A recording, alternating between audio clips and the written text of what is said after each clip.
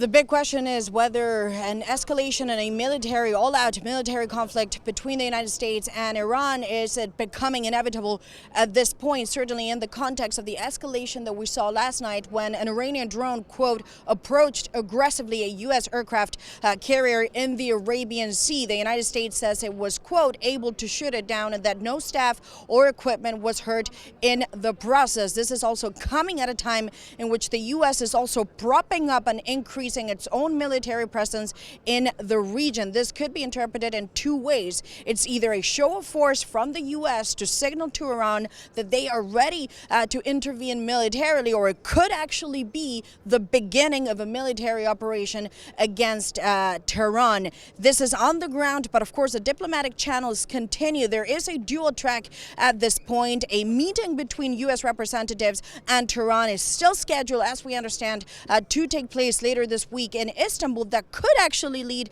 to de-escalation if this channel of dialogue is able to be established with Tehran. The U.S. could also decide this is now the time to do talks and really bargain now for a framework leading to a nuclear deal. Maria Tadeo, Euronews, reporting from Dubai. Let's say that at world level, the world has changed. The WTO rules are totally disrupted. And even the globalization, I don't want to say is that, but it's different compared to a few years ago. So it's not only about Europe, it's about the trade dynamic at global level. And as even these countries, no country is immune if we look at this trade and geopolitical turmoil that we are experiencing.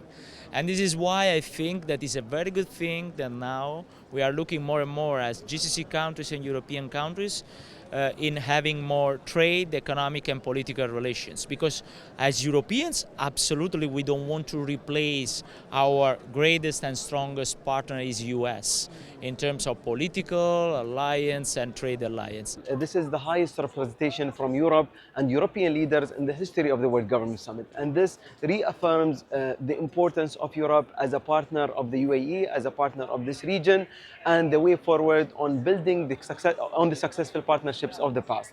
We have the Prime Minister of Spain, the President of Switzerland, the President of Estonia.